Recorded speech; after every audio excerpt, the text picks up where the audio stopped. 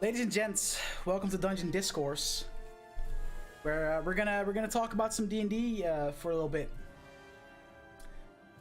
with our guests. No, I thought you had that as well. We've got Socoler and Hanzo over here. Yeah. To fucking talk some D&D, dude. We didn't do a Discourse last week because my schedule was fucking insanely busy. Apologies for that. New episode of Dungeon Select went up today on YouTube. I actually, I'm on time this time. You guys proud of me? I uploaded the. I'm actually very proud of you. Yes. How come Soko's webcam is mirrored on stream and mine isn't? That is a good question. I'm so confused. Wait, is it though? It is for me. No, because for me, it's the same as I just window capture it from Discord, so it's the same. Huh. As No, it's mirrored for me as well. Like for me, like you have like Minty's on the right hand side, and it is in Discord. For me, it's on my left. That's fucking wild, bro. I don't know. That's crazy. Screen fucked up. Confirmed. I don't know, dude. What's up, No, Carly? I think if you're like if your webcam's mirrored, you know, for you, it must be that like Discord, like when it shows your webcam to yourself, it's not mirrored, and then it must mirror. Maybe, yeah. I don't know. Hans, I want this feed so bad now. Like I'm window capping, like so for me, like you know, for the audience, Minty's on your right side, like you know, because you're sitting, so Minty's here on your left hand side, but for us it's right. And Hans's guitars are like on his right side, but on cam they're on his left side because it's that's I don't know, that's just the way it is, I guess. Y'all are confusing me. What else is new? That's a good question, Sassy. I just pointed out a feat to Soko that apparently didn't know existed. It's literally called Gunslinger, and it allows me to ignore the loading property of firearms. Is that so I wouldn't have to reload? Wait, is that? It's a Matt Mercer feat. Oh, he made it for Percy. It's the Matt Mercer Gunslinger. Yeah, but I guess it's not. I'll allow you to. It's a feat he made for Percy to take. I'll allow you to use that if you ever wanted to. Oh. Even though it's not in Arcane Artillery, like I allow you to use that. Yeah, sure. Yeah, there's a lot of cool stuff in Arcane Artillery too, though. Like, true. Is the next feat level 8? Yes. Oh, for me at 2 least. levels to go. 2 levels to go, and then never has to reload so again. far. Yeah, I was just talking with Soko about how when I was making Frederick, I got a feat for being human, which I took Prodigy, gives me an extra skill proficiency and an extra expertise, and an extra language. So it just makes sense for my background, you know. Yeah, what I mean? absolutely. And then for the second one I got for being level 4, I ended up just taking the +2 charisma because I just did not know what else to take. Like the only one I could find that was fitting was Inspiring Leader, which basically is if you spend 10 minutes inspiring your companions, you can give up 6 friendly creatures, which can include yourself, temporary hit points equal to your level in charisma. Yeah, true. I Which, know that like, one. it fits with my character because it's Inspiring Leader, you know, and that's my guy's whole thing. Whole thing, yeah. But the actual what it does is a bit shit. Yeah. 10 minutes to get 9 hit points. Yeah, so, like, it gets better as you level up, obviously, but then it's one of those things where deal more damage when you. It's things that it's not something you can do like during a short rest while you're in like enemy territory or something that could come in handy. But it don't like not only does it not have a very good like bonus anyway, it also doesn't give you a +1 to the stat. Yep, which is kind of shitty. Yeah, I feel you. Yeah, this is we're gonna be talking a lot about Freddy here in a second, and Soko got his hands on what currently is the first artifact of the Sundering that is currently in possession of the party. Yeah, that we don't have taken by someone and turned over to an evil being. Yeah. Technically, Tremaris has 2 now, which is scary. He has the sword and he has the crown of Yoxerin. Yeah, we're fucked. Which is why. Oh, I've just found another that would be decent. Linguist. I learned 3 more languages. Linguist is sick, so I know 8 languages. Holy shit. I thought about taking that in the Gypsies campaign just so I could know like 8 languages just to be a fucking dick to anything he has planned. Alright, so first things first. How did you like I guess the previous 2 episodes, because we didn't do one last week. So the whole Elder Brain fight, that episode, and with Deathsong Heist. What did you think of the sessions? Scary. As if you used the Elder Brain fight to describe that and not the introduction of Freddy. I'm offended. Listen, dude, don't do this to me, all right?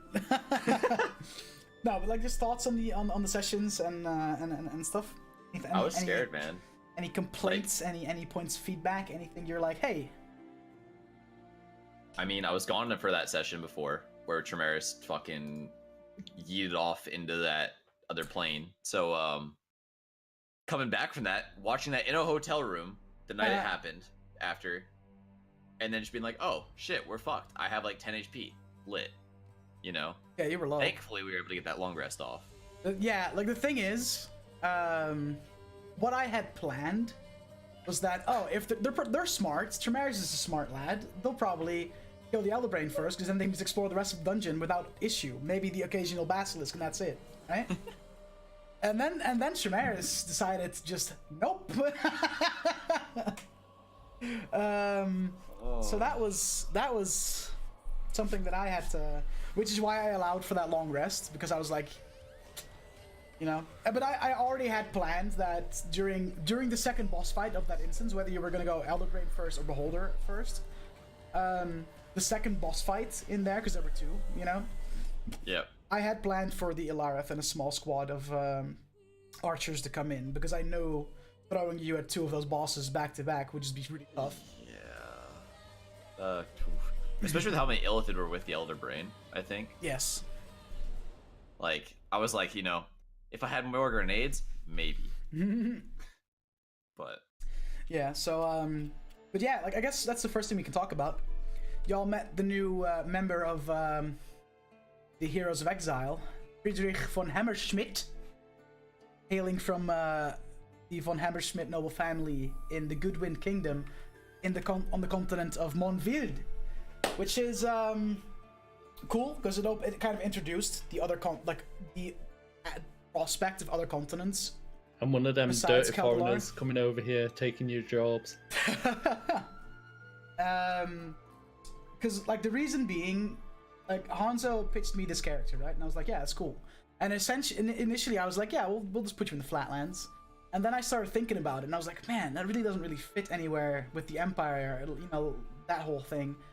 And then I was like, but what world only consists out of one continent, you know? So then I just started in my head planning, okay, what if there's more continents? What would they look like? And then I made that little map, you know, that little world map. And things just snowballed and spiraled out of control from there. So far, I've ruined your entire plans for the party. I've ruined your plans for Tremaris. Yep. I have ruined your world building. Oh, you haven't ruined it. You motivated me to think. What next? What's my next goal, guys? No, like you didn't ruin it. If anything, you made it better because you you made me look at the potential of multiple continents making up this world. I keep throwing the spanners into the works. Just walk us through when you were creating Freddy, right?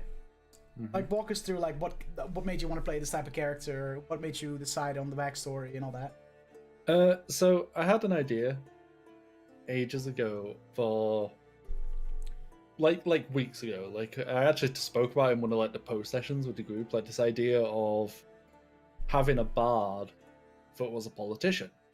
Mm-hmm. Because the only single part of the bard's like kit that doesn't fit with like being a politician is that their spell focus is an instrument. Yeah. But the rest of that, it actually talks about how you can use music or your voice to inspire people and stuff like that. Mm-hmm. So I thought, you know, like, well, who inspires people with their voice? In theory, politicians. You know what I mean? Like, yeah. So I had this idea of, you know, doing like a sort of politician bard. I thought it was a really fucking cool idea. But then, like, so when Tremaris died, I was like, I need to do that. He's not dead. Come on. Shut up. You know what I mean? So when Shut up.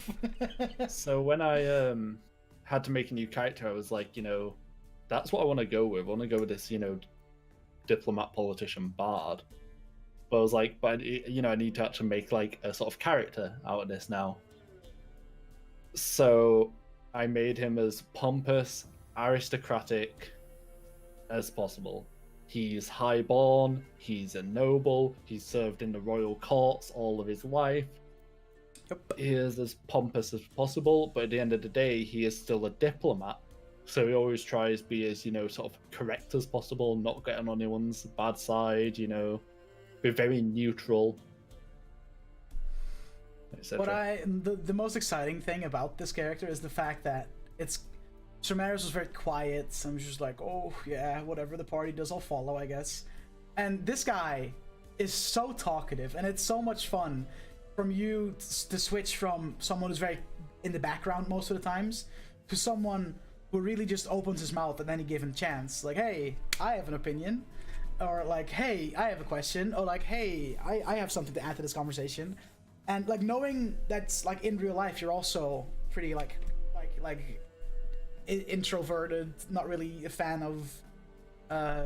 It's really cool to see you play a character that talks a lot. It's really cool to have you be more on the foreground as opposed to the background. If you know what I mean. And that's sort of it's difficult for me to sort of roleplay it because like you say, naturally I am a quiet reserved person. If I'm given the opportunity to talk, like in that way, you say, if you ask me something specifically and I'm given room to speak, I can talk, forever. But I'm not like in a sort of group setting or whatever, or like when there's multiple people talking, I'll never be the one to sort of, chirp up and, talk and stuff like that. But Friedrich would. So I sort of have to like force myself to do it. Yeah, which I think is a good thing, because it just shows you, it shows everyone just a different side from both your character, but also you, like, little example, it really like there was a big difference between like the first day at TwitchCon, or the second day I should say, because the first day you were feeling really bad, but like and then that last night when you just kept on yapping and talking, like, whereas the first night when we were all together you were very quiet. So that was really fun for me to see, like, and I talked to Soko about it as well, and I talked to Natty. I talked to everyone about it, but it was so cool to see you like open up and start being more talkative the more time we spent together in group form, if you will. So to now have you be a lot more like talkative in Dungeon Select is just also very fun, because like I know that you definitely are a person that can talk a lot. It's just you need to be given the opportunity to, or need to feel very, very comfortable with the people you're talking with. And I know that as a group from Dungeon Select, we're a bunch of yapping idiots, and I know that we constantly talk over each other. So like that makes it hard for you to like kind of want to wedge in and be like, hey guys, I also want to say something. So to now see that you have that character in game that just does that, beautiful. Fucking love it. So for anyone who somehow hasn't heard my first day of TwitchCon story yet, I hadn't slept for 36 hours. Yeah, you were in a bad spot. I hadn't eaten at all, and I had been throwing up the whole day. I was a fucking wreck. Yeah, you were in a bad spot, dude. Like, we all felt super bad for you, man. Oh, boy. Dead. Well, technically, that wasn't the first day, actually. No, it was like day zero, It was like the night before, yeah. But I still somehow managed to walk all the way there, get my pass, go to the restaurant, everything. Yeah, fuck you, because your Natty's place was not very close by at all. In that sense, me and Soko lucked out. Like, sure, we were in a shit part of Berlin, but we were in a really good location just for the expo itself and all that. Yeah, we were super close. It was great.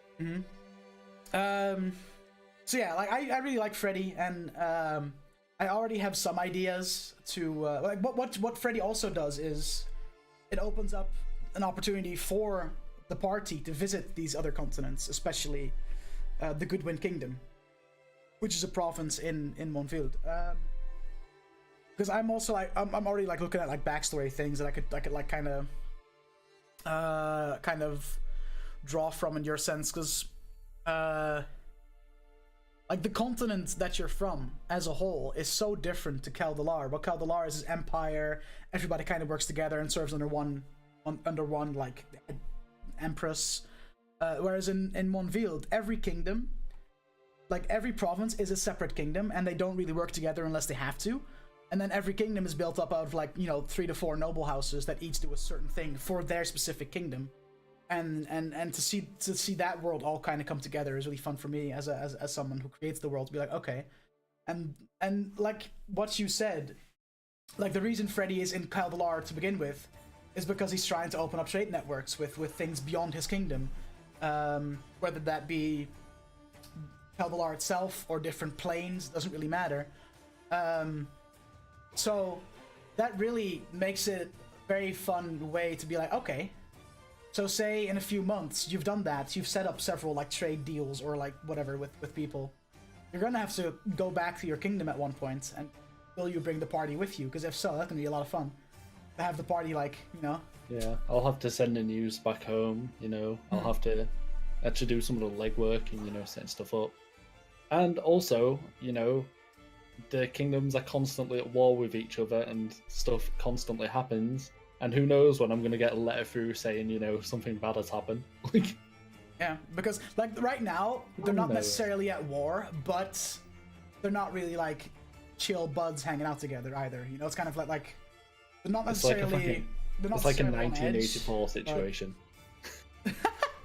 Like they're not necessarily on edge or something, but it's always like, you know, whenever they speak of a different kingdom, they're always a little like, and I've written it like that one kingdom in that province has like a really shit ruler, and like the common folk are like in a rebellion, and there's like this group led by a dude who's like the leader of the rebellion trying to overthrow that kingdom. And like I want to see if I can, like, if that happens, how will that impact the rest of the kingdoms and shit like that. So there's definitely stuff happening on that continent while you're you know, here. One thing I wanted to talk about with you in private, but fuck it, we'll do it here. This is a good place as any. Is I was thinking, like, the whole like establishing trade routes thing might get old pretty quick. So I was gonna say, like, we might have to, like, you know, you might have to like come up with sort of there's room to work with my character's backstory and content and stuff. But, you know, like, what with my guys, you know, we might have to like do other stuff, not just a trade route thing, or that's gonna get old. No, absolutely. We'll figure it out. Like, for now, you're fresh. That's like a good initial reason there. But like, your character will develop as well as the story goes on, and especially like someone that is also present here made it so that you went to the Feywild a lot sooner than I intended to.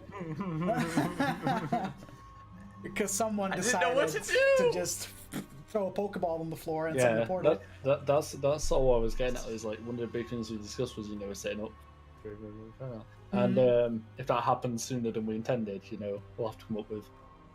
The thing is, as well, is like the Feywild is huge, right? Like, so you're now currently in one city in the Feywild, so like. We made it to a good city, thankfully. The thing is, as well, with Narong's backstory being mainly Feywild, this visit to the Feywild might be very short, and you might not have enough time to like set up all that stuff.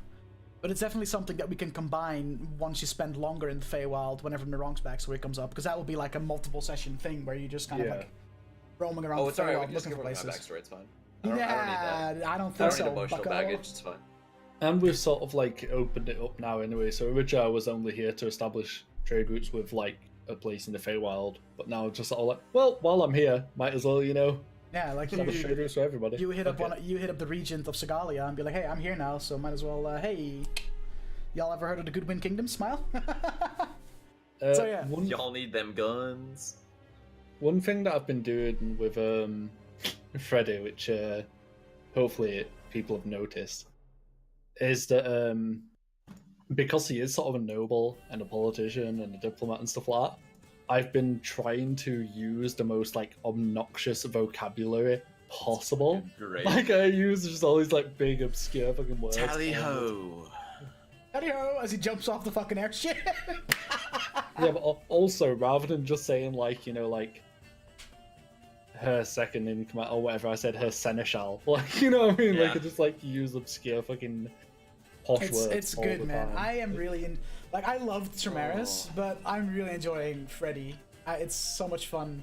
I legit spend half the sessions, like, if I ever want to say something, before I say it, I'll like do a quick like Google.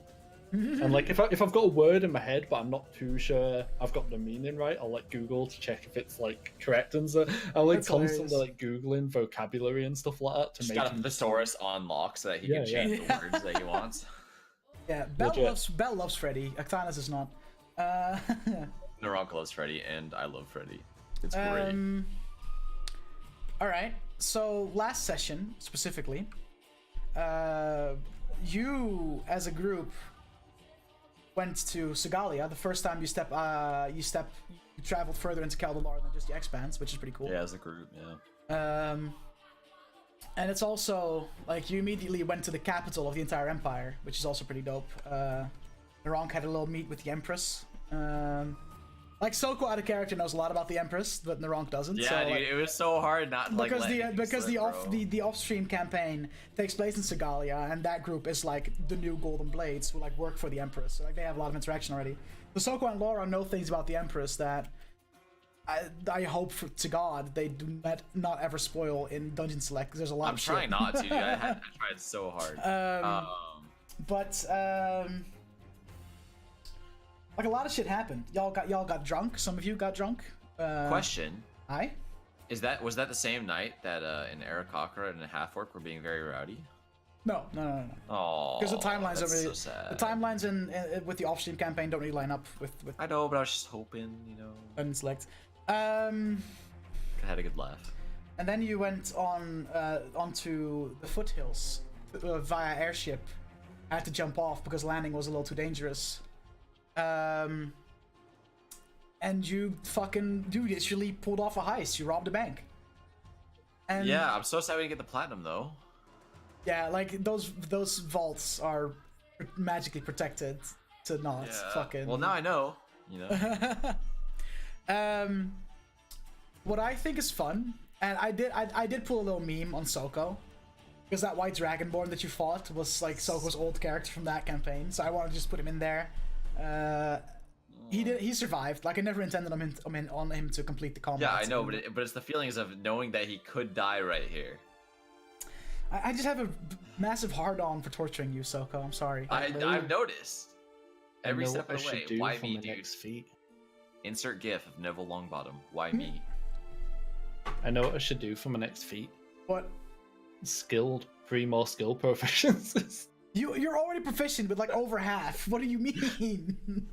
If I got that, there would only be 5 skills I wasn't proficient in. It's crazy. Hey, they could take it 2 more times because you got 2 more after that. Just be You proficient, can be proficient in everything with an And then- extra proficiency. And then start taking it to gain expertise and skills instead. Exactly. Wait, but doesn't Jack of all trades like? It gives you Yeah, half have your proficiency. Yeah, but doesn't that like upgrade after a while into full proficiency? Or am I dumb? Maybe. Well, then I can take it for expertise instead of proficiencies. I don't think it gives you full proficiency. I thought it did. Okay, whatever. Yeah, but it gives you half proficiency, but because your proficiency keeps going up, like it will also increase that, right? So if your proficiency bonus is a +4, it will give you +2. But if your proficiency bonus becomes a +6, then it'll be +3. Yeah, but that right? also makes the proficiencies more important because True. Bards are lit. I play a bard myself, College of Lore, so I know exactly what Hanzo's going through. Just all the fucking proficiencies. Fucking +11 on 3 skills. I know exactly how it feels, dude. Like whenever I roll for persuasion in that campaign, it's like, oh, I rolled a million because +11, dude. It's crazy. Natural 20 gets a 31, seduces dragon. Yeah, pretty much.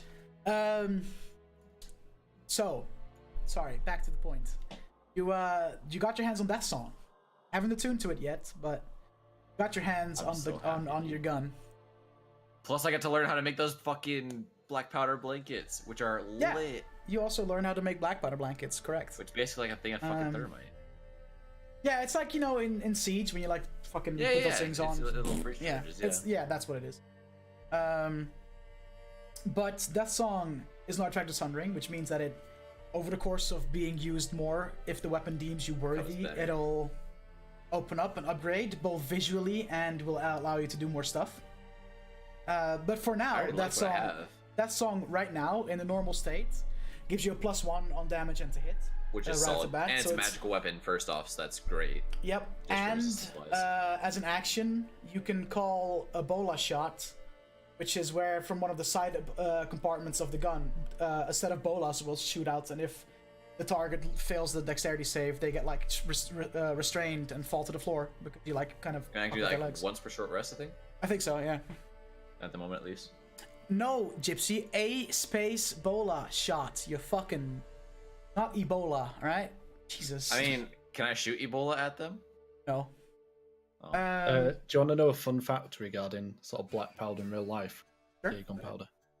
There was a study done among American university students that asked them a bunch of questions. And one of the questions was, which country first invented gunpowder?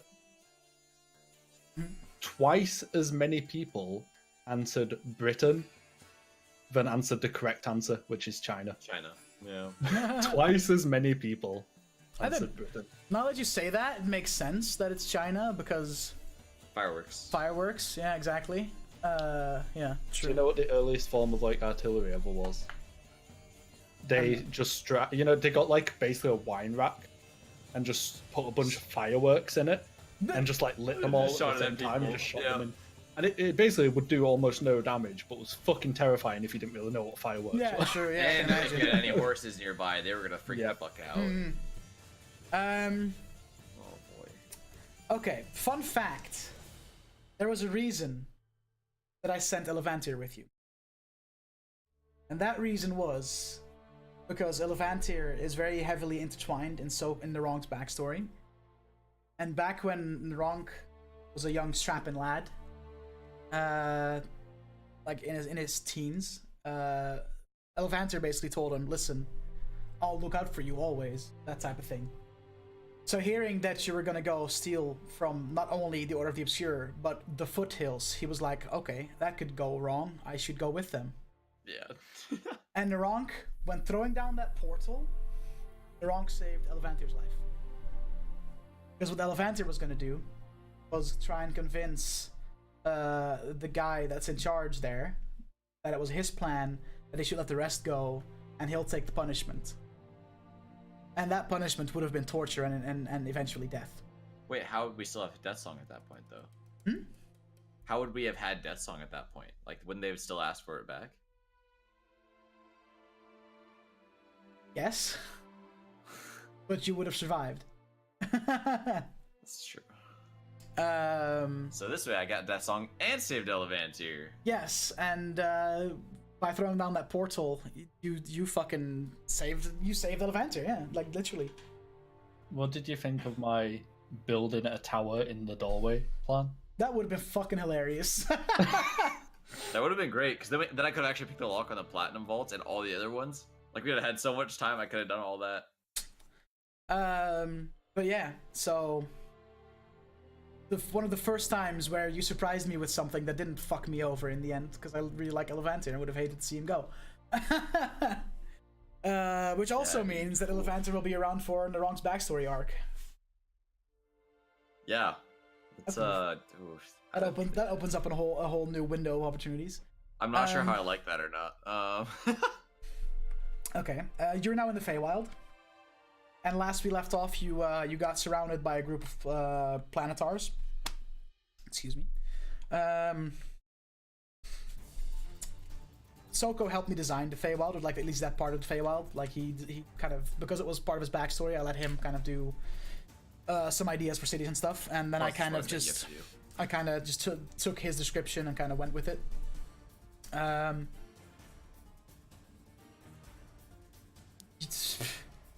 The fact that there's planetars all over the place is should be scary. Very scary, especially for those that aren't really big into religion, aka Actanus.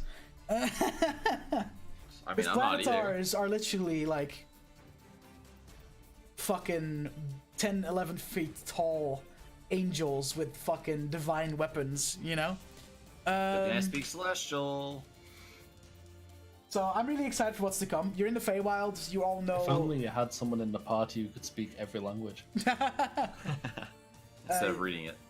you were all aware that it's the Great Club you're looking for, Brutality. That's the artifact in the Feywild, which is most likely going to Nakul because he's the only one that can do big things that smash.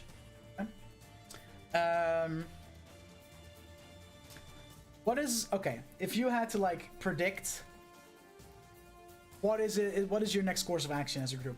Like what is going to happen? Going to get the Great Club. If everything goes well and we don't get detained in the city. I was gonna say, like, how's that gonna? That's the key point. Is like not been like, hey, we're not here to do anything. Sorry, pocket portal. Haha. See. Just ended up here. Sorry.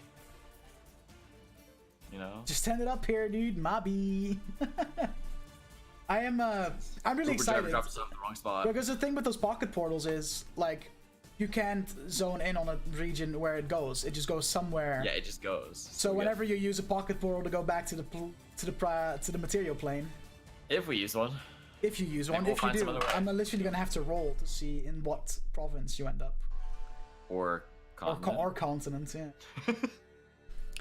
Hey guys, we're in Goodwin now. Like I'll probably narrow it down to some, like, as a DM, I'm not gonna literally have you be anywhere.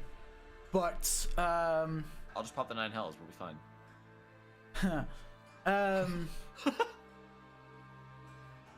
I'll probably narrow it down to Kaldalar just for plot's sake.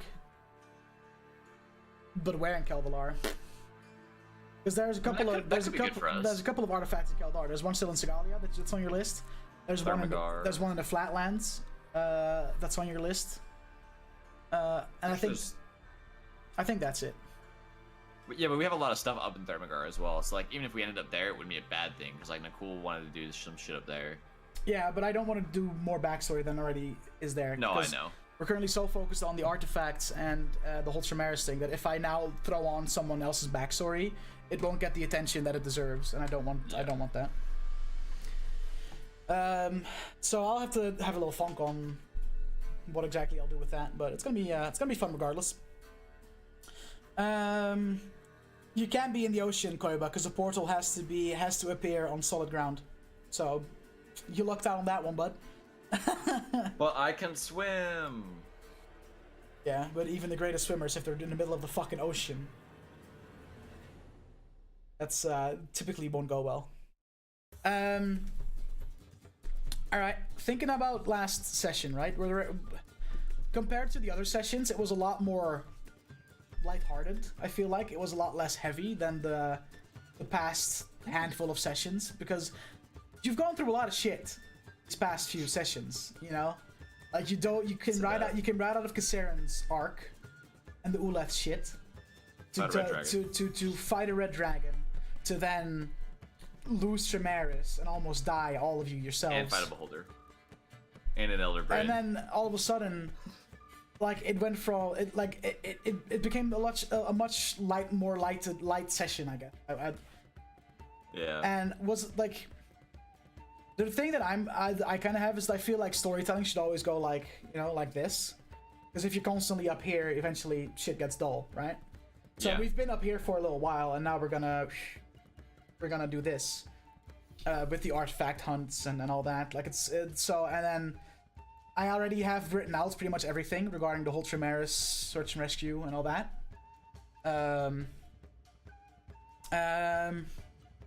That's gonna be something. On which I have to definitely, before, like, once it's time, send Hanzo some stuff. Because you might have to play 2 characters for a little bit. It's right, one doesn't talk and one does, so it's okay. So, yeah, it's gonna be, man, you don't, like, if you read all the notes and all the things that I've set up for you for, like, the next 5 to 10 sessions, it's wild. And we're currently, what, 28 sessions in? Which is, nuts. Mental. Like, when we started, I was like, there's no way this is gonna, like, keep going. And to me, personally, I'm gonna toot my own horn here, but also my players' horns, so get ready to be tooted. I feel like without us as a group and everybody being so involved in the story, I don't think we would have been able to go on for this long every week. I feel like every week we up ourselves, both from a DM's perspective, but also from a player's perspective. Every week, I think the roleplay gets better. Every week, I feel like the story gets like. I feel like there's never a really dull moment in the story, and that mainly is also thanks to, even when there are dull moments plot-wise, you guys fill it up by. All right, Hanzo. I'm tooting my own horn. Okay, dude. All right, I see. Like, for instance, there was a dull moment in plot, and you guys just went to a bar and got fucking smashed. And lost a lot of money. And that also caused for some really fun RP. So I feel like definitely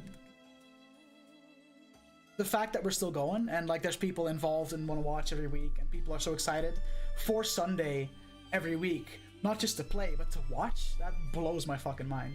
Like, literally. There's that handful of people that, like, literally, there you go, Carly. Just fucking, like, that shit blows my mind, dude. And it's definitely, it's not just me. Like, people always compliment me, like, yo, your writing is sick, dude. Like, I would be nothing without the group of players that I have. Like, my story would go nowhere if you weren't the role players that you are, and fucking just kick ass every week. 100%. So I also want to just, you know, big up my players, because I'm just trying to stay alive now, dude. That's my goal. Just staying alive. Just found his gun, dies next session. I think Narok's my longest surviving character at the moment. I want to not get possessed by an evil god. Yeah. It's amazing that we've already lost like 2 characters. Last time I checked, you were the one that pitched that idea, like that part to me. That wasn't me, bud. That was you who spawned that thought in my head. Like, you were like, "Hey, man, what if Tremaris becomes a villain?" Like, you're responsible for that one, bud. I'm not taking credit for that. He also guessed on me turning Ash into a zombie.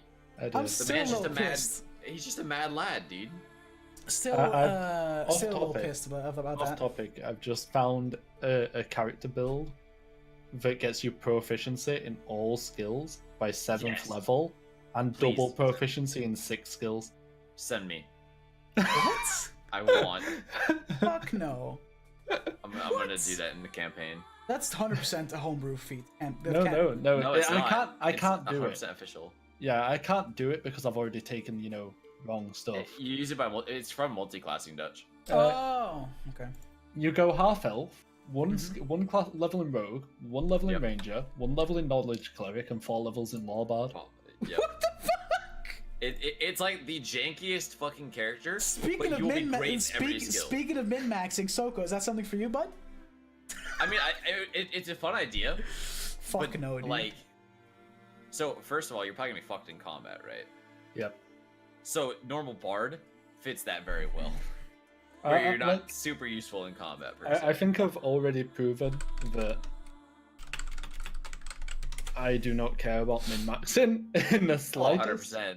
But that's just a funny character idea to be like. Yeah. Then you could literally be the guy that's like, "Yo, big dick, I can do this." Like my current character, like if I was gonna min-max him, I could have got I could have easily gone for better skills if I wanted to do that, and I could have easily been more useful in combat. But I just went for all things. Like my guy, all of his skills, all of his spells are about his voice. They're all vocal in some aspect, except for Galda's tower. Yeah. That was just too cool not to take, though. Well, it also fits with him because he's a noble. He's used to a certain level of luxury, so he's not going to be like sleeping in a sleeping bag or a tent. You know what I mean? Someone's tower to sleep in. Someone's tower to sleep in. That's fucking wild. So, like, that's how I build my characters. Is I make everything fit with the character theme. Like, I don't care how good it is. Like, if it fucking fits with the character. That's what I will always fucking praise you for, is the fact that whatever you do, you always, like, make decisions with RP in the mindset. Like, you'll never take... Like, Soko, for instance, wants his characters to be good in combat, so he'll be like, if he has a decision to make, like a feat, for example. A feat that would be great with his backstory and RP, or a feat that makes him a lot more better in combat, Soko would be prone to take the combat feat, because that's kind of just the way he plays. Depends on who I'm playing, but yeah, a lot of my characters which is not necessarily a bad thing. But whereas you, Hanzo, are the complete opposite. I feel like you're just like, okay, I made this character, so I'm gonna take feats that add to that like background that makes sense for the way he's presented himself. That you know, and I think that's wasn't really that fucking way. cool. I took his feat morally just to fuck with Gypsy. That time when I took To be Warcaster fair. just so I could dual wield tower shields when there's no Yes! benefit to dual wielding shields. Still Best. my favorite story, dude. Best to Best see. character ever. Oh. Makes me want to play a character like that. That face when you take a feat when you have to have 27 perception and claim it wasn't min-maxing. Yes, Soko. I didn't take it though. I don't have 27. I've never had 27.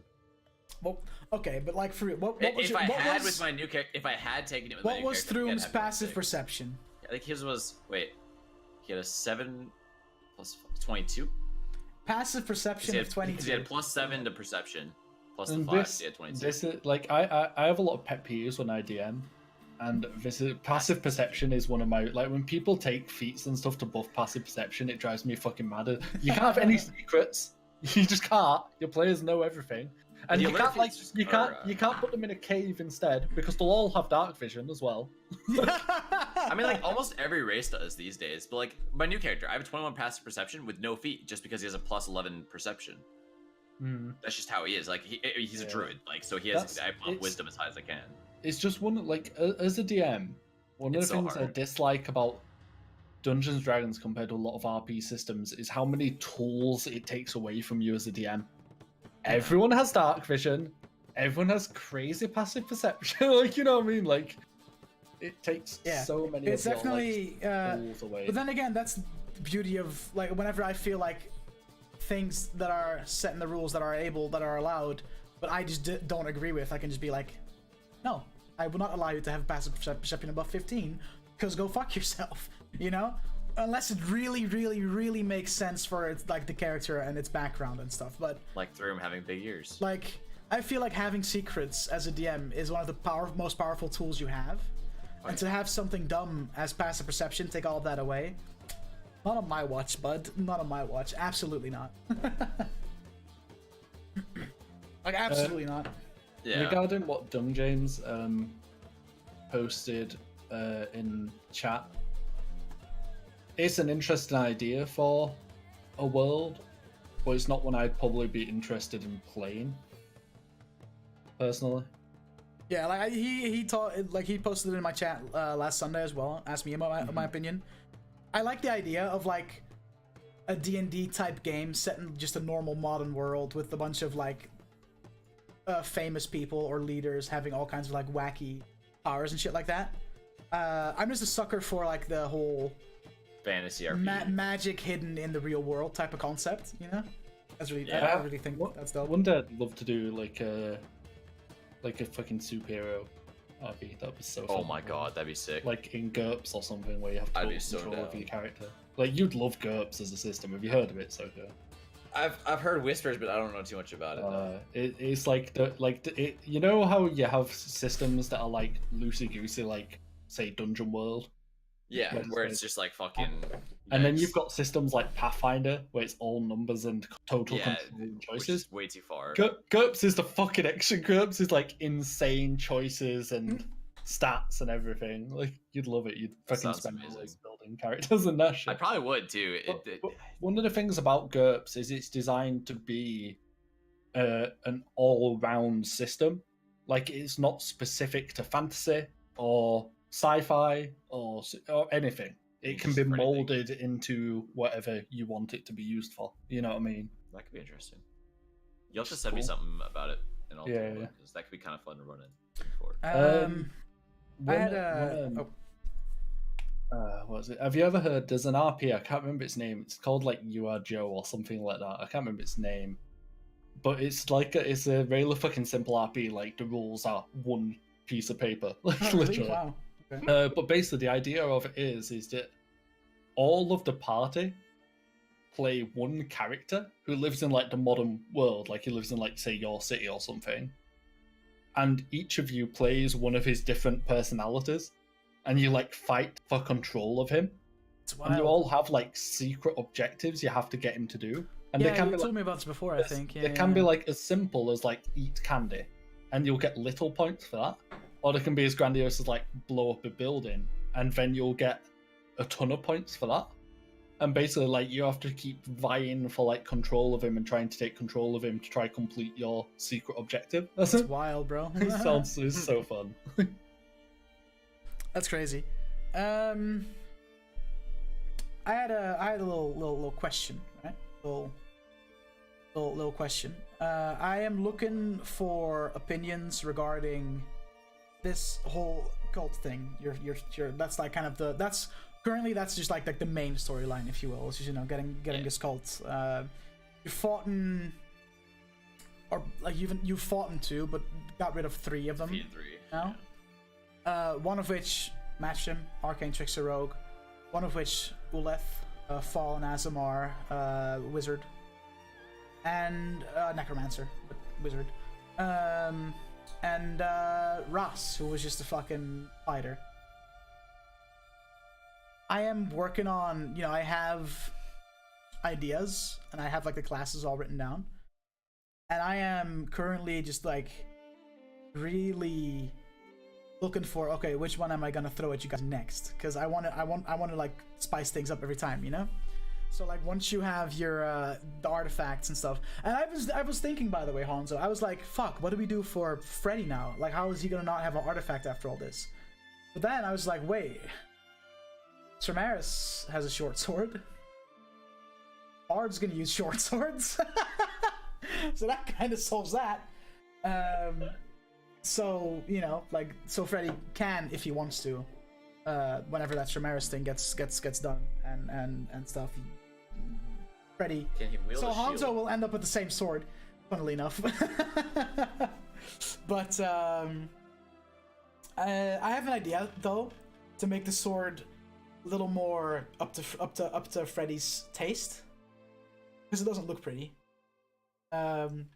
Which will be revealed once you guys get to that. But cult-wise, now that there's the Can I just address something in chat? oh sure. People are talking like a cult can be interesting. The thing about cult is it's such a broad It is, fucking absolutely. term. Yeah. You can go from anything from like Scientology to like cults of Satan to Yeah. like cults of personality that, you know, political leaders have. You know what I mean? Like a cult is such a broad term. It is. It's up to you to make it.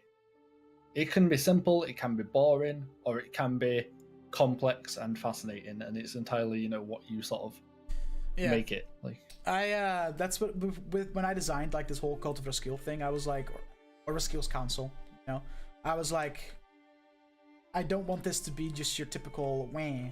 So I'm trying to like really make it like it's a cult, and like everybody by now has seen thousands of cult stories, whether it's you know, in fiction or in real life. But I think that story-wise and like reasoning-wise and why they do what they do, I think I got a pretty interesting hook in there, you know. But I think this next encounter with the cult is gonna be a little different. Because so far what you've done literally is Hunt them down. hey, we found cult member, go kill. And like that would have been the same with Ulef, but then that kind of got combined due to the fact that Matcham joined you guys. So I'm kind of looking at like, okay, how am I gonna switch things up? And I have a couple of things written down. But then the thing is, like, as a DM, I constantly struggle with railroading, right? Like, when am I giving them too much of a, you know, because I want you guys still have that choice. So like, oh, whatever do we do? So that's kind of what I'm struggling with right now. It's like, okay, I want them to semi-naturally just encounter these new cult things and lead the search themselves. But I also don't want to have to wait 30 sessions until the next cult member is found, you know? So I'm trying to like look for... and I just figured, hey, I have you here. If y'all have any advice on that whole idea, that like prospect, how to like do that? Well, my main rule is like I really like to. I'm the sort of DM who I like to make everything open ended, like totally fucking just open world. Players do whatever they fucking want, you know what I mean? And I'll just go along with it, which is one of the reasons my sessions end up so improv heavy, because I just let people do whatever the fuck they want and I just roll with it. Like when I had that campaign where my players commandeered a ship, I was like, great, we're a ship-based campaign now. Guess, and just rolled with it, you know what I mean? Like I didn't like come up with different reasons why they can't commandeer a ship to force them to, stay on land because that's what I wanted. No, just fucking roll with it. They're a ship now.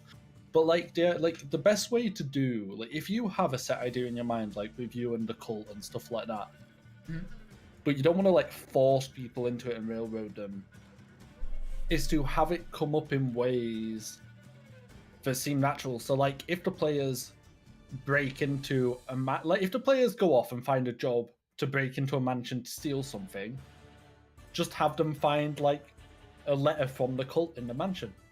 Boom. You've put it in a non-railroady organic way, you know what I mean? Like and that's sort of the best way to do it, like push them in a direction while making it fit. It's the illusion of choice. You're pushing them in a direction through the choices they make, you know what I mean? Like you don't want them to feel like they're railroaded, you want them to feel like they have total control over their characters, but you just sort of keep including the cult wherever they go. You know what I mean? Like, yeah, true. But then again, I thought of that, and then I was like, man, but that's so convenient, you know? Because I'm just a big old fucking dick when it comes to that shit. Like, I'll always find reasons why I feel like something like that would be too convenient, you know? Because I'm my own worst critic. A way to combat that as well is like, say we are in a smaller town, because we're not always gonna be in the capital. We're gonna be going around different cities and stuff like that. In smaller cities, stuff like a cult might be talked about a little more among the population that we might overhear or end up coming on to like one of their meetings or something. Something like along those lines of. In small towns, almost every small town, like they're all about this. Yeah, like maybe like one town. Maybe in Thermagar or something like that, they'd like actually worship Raskiel as a god or something like that. And maybe the cult like was stemmed from there or something like that. It gives us clues of to where to go next, because Nicole would jump all over that.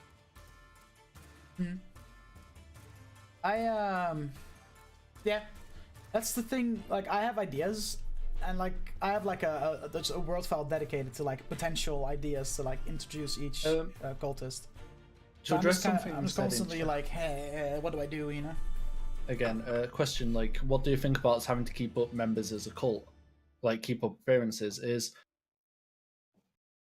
cults, a lot of, like, cult behavior, it's in the eye of the beholder. You know what I mean? Like, whether you have to keep up appearances or not very much depends on the sort of cult you're in. Because, for example, a lot of people regard... using a modern real-life example, a lot of people regard Scientology as a cult. Yeah. Scientologists don't see themselves as a cult and therefore don't have a need to keep up appearances. They're quite happy and vocal about being Scientologists. You know what I mean? So up Tom Cruise. A lot of it is, like I say, in the eye of the beholder. You know what I mean? If you believe in your cause and like don't see it as a cult, then you like Soko said, like the current cult of Raskiel we know about are underground and keep up appearances and stuff like that.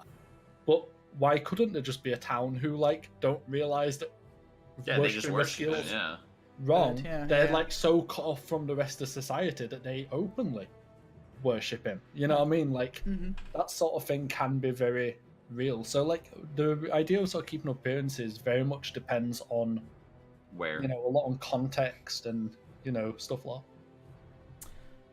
Yeah. I have ideas. I'm definitely going to wait until... Because right now, while you are doing artifact hunts and whatnot, that whole Tremaris Yogg Serene thing is being worked on, right? Like, they're looking for that Illithid near where Raskiel's Blessing was, so that's going to come up next time you're in Kalzir. There'll probably be some developments regarding that. Man, That's gonna be wild. First of all, It's gonna be wild trying to convince the party to do that because I know Actonus is cool, 100% against it. Ron's like in the middle. I have a sneaking suspicion that you're kind of gonna be forced to deal with it. Oh yeah, I mean, no, but and like the cult, I'm already in so much talk with like guest players who like oh boy, are gonna be guesting on Dungeon Select about things that you guys don't know about and things that I don't even have finalized yet. Enemies or friends to help with the cult. Yeah, exactly. Like there's so much fucking shit going on. Definitely with the cult right now is definitely like big bad evil guy, main storyline, game over if you kill them, the type of situation. That's the thing that like not campaign over per se.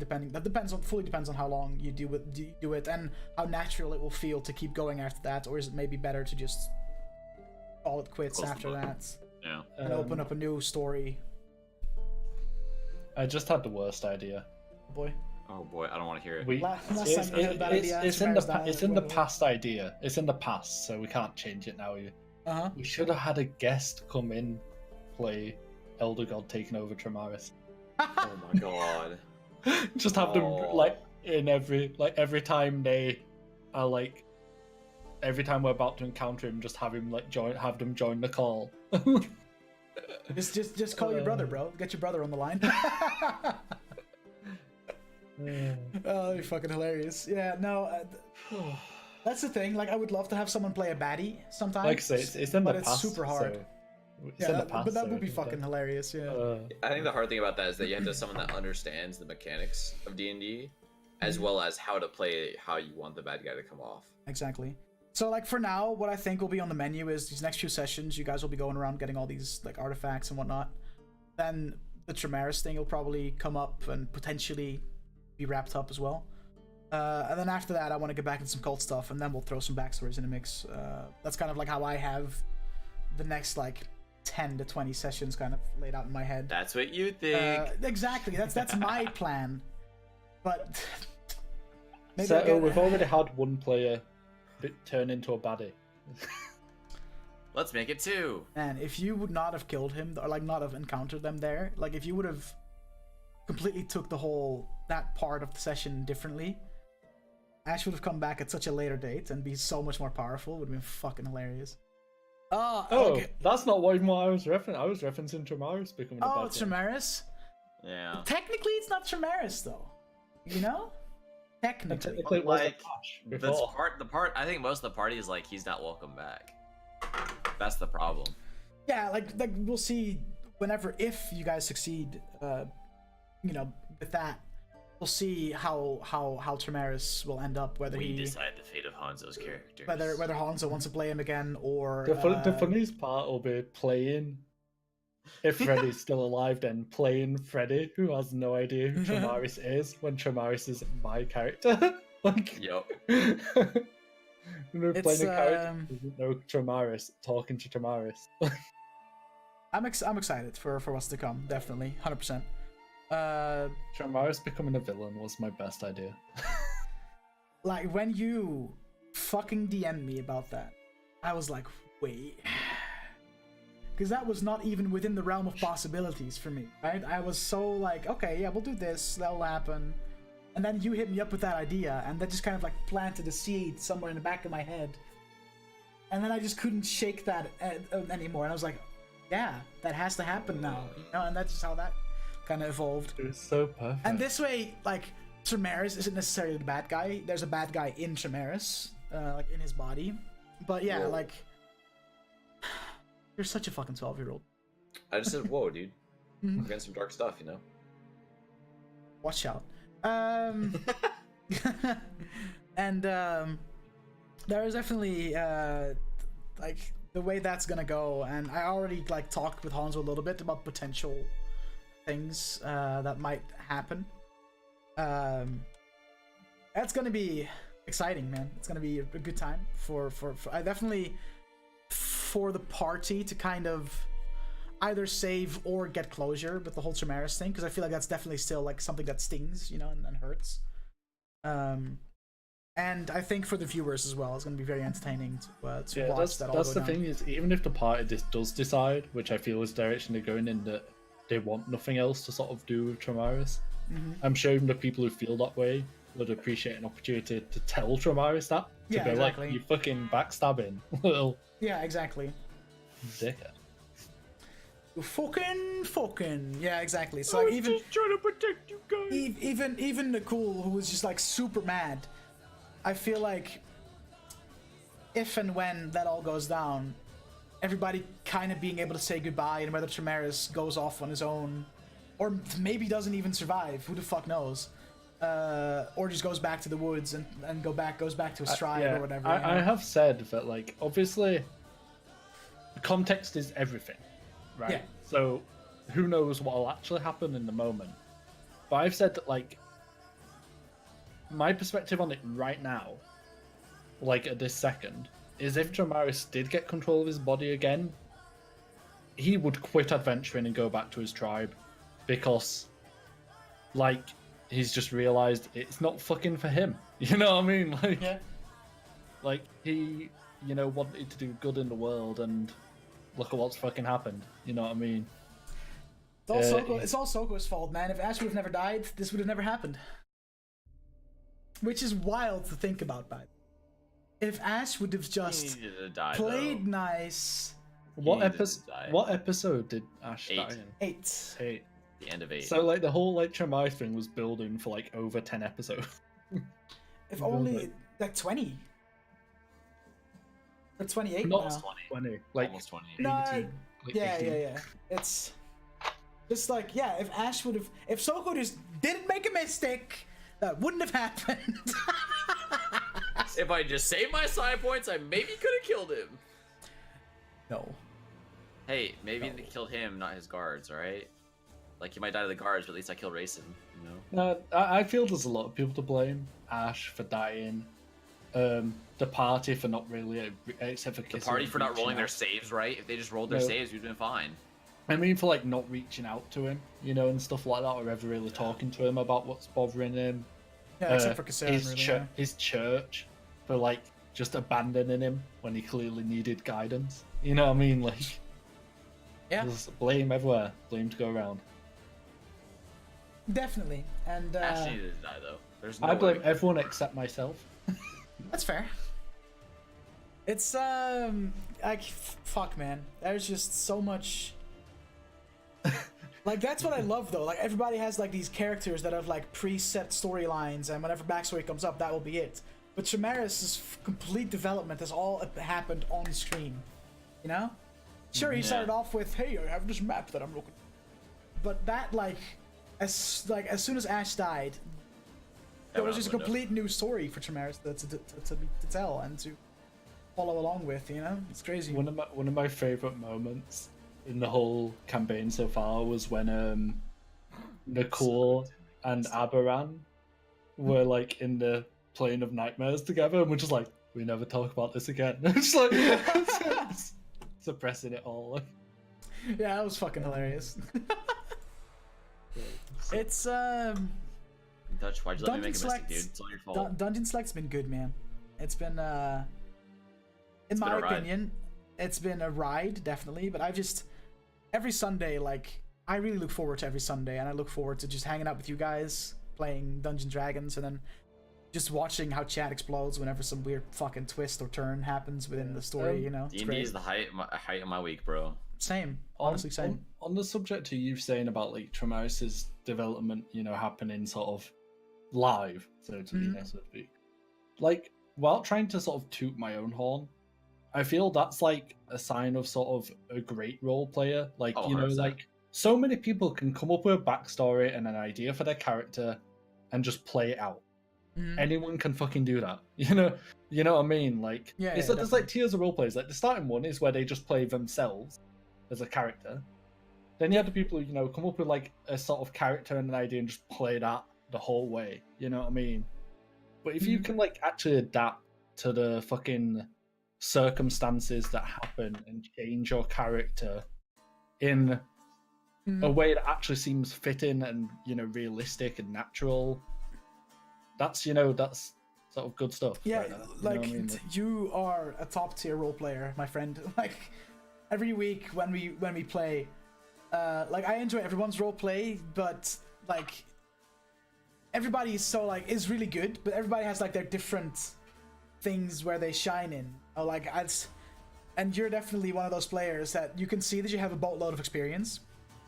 You're just a great role player, and there's not really much else to say. Really, you're just fucking good at what you do.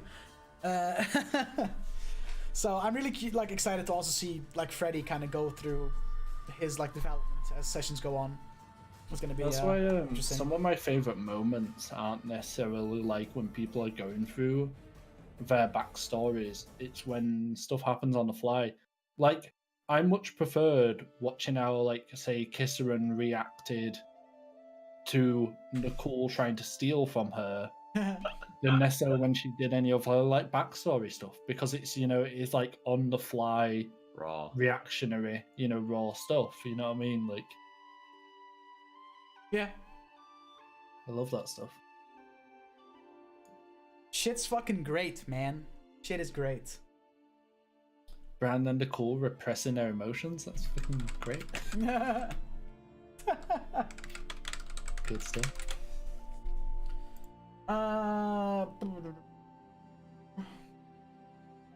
Oh yeah, Tannis asking Bran about his religion. That's so. Yeah, that was one of the like best So like little fucking conversations I've seen. With that said, I don't really have any more to talk about besides how great my players are and how great our audience is. So if We there's can any, talk about how awesome a spell Galda's Tower is. It's true. so unless there's any more questions and Some might get whatnot, behind. I think that has been Dungeon Discourse for the night or for the week. We appreciate you, Sassy. Thank you for watching every week. You're insane. With that said, new episode of Dungeon Select is up on YouTube as of today. Go check it out. Catch up before Sunday. This will probably be up either tomorrow or the day after tomorrow. Hanzo bought a new thing. Yeah, it's kind of It's pretty fucking looking. massive. Oh, Push it's the as big way. as your head, mate. Oh, it's pretty fucking heavy. Talk about the next guest. The next best completely depends on what the party decides to do first, Carly. Because like your character will guest at a very specific point. So like if the party decides to not go there for at least 30 more sessions, so be it. I don't know who our next guest will be, because like I said, it Just fully depends depends. on. I know Yeah. Natty. Me and Natty have talked a lot about him being guest on Dungeon Select. Yes. And he's actually cleared out a stream schedule for like as of a few weeks ago, so that he would have time on Sundays, so that he could just play as long as I would need him to be there. So for as many sessions as I would need him to be here for, like that whole character arc to be. So I think that might be the next one. I think Natty might be the next one. To show Unless up. I decide to bring in Carly's character. Yeah, because that's really all you. I know, I'm not dude. gonna lie. But yeah, I thank you for It's guesting Carly, nice to meet you, on Dungeon Discourse, guys. It's been a blast talking to you, gal. I'm gonna be playing some Apex on stream, so if y'all want to watch some Apex Legends, Hans, are you still playing? Yeah, I can do. Yeah, like if you don't feel like it, you don't have to. I'm just throwing it out It's there. just about how enthusiastic I get about anything. So Sorry? I said that's about as enthusiastic as I get about anything. So Oh, true. Fair. that's not me being like I had this with like Gypsy the other day, messaging me saying like, Yeah. "Do you want to play Apex?" I was like, "Can do," and he was like, "It's up to you. You don't have to if you don't want to." And I'm like, "No, that's sort of just how I." Yeah. It's not me being like, Shit. Yeah, no, it's okay. I think Duke also wanted to play, so we're playing some Apex. If Duke's busy, then Soko, do you want to play if Duke doesn't play? Or are you about to suck Boppo's dick in PUBG?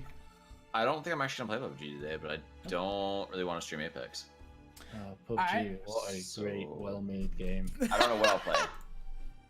If Duke doesn't want to play, maybe I'll come join you guys for a couple games before I stream. Yeah, I'll hit up Duke, because he's playing Final Fantasy right now, poor guy. Yeah, I think he was waiting for you anyways. So. Yeah. Oh, I guess there's Gypsy as well, smile. Does he really count? Gypsy Does said in Gypsy chat count? that if we need a third, you know. Okay, yeah. I know Duke showed interest as well, but yeah, no, we're good. We're good. I'm sorry, okay? He's not sorry, Gypsy. I am sorry, okay? Fucking. Okay, guys, give me a good Apex Legends copy pasta to put in my title. Oh, another thing I wanted to say about Freddy is I love how all I do every fight is just Bardic Inspiration, all 5, Bane, 5 enemies. That's it. That's my fight. Oh, and kill things do rapier now. Apparently. We can add that to the list. I mean, can we if I've only done it once? Yes, absolutely. Hang on. What's a nice voice line for Lifeline that I can put in my title? Oh, I was gonna say for Pathfinder I got you, but who wants to fly on the zip line? I do. Fuck that, dude. Fuck that guy. Have you ever considered being a voice actor? So. You know, I thought about it, but I don't think did I have y'all a know dynamic that enough Lifeline is responsible for the creation of Octane? I didn't until I checked the Apex Legends wiki. I mean, I don't know. Voice acting would be cool, but I don't think it's in the cards for me. Dutch could probably do it though. One shift your cockers. What? What? What can I You do? could probably voice act, dude.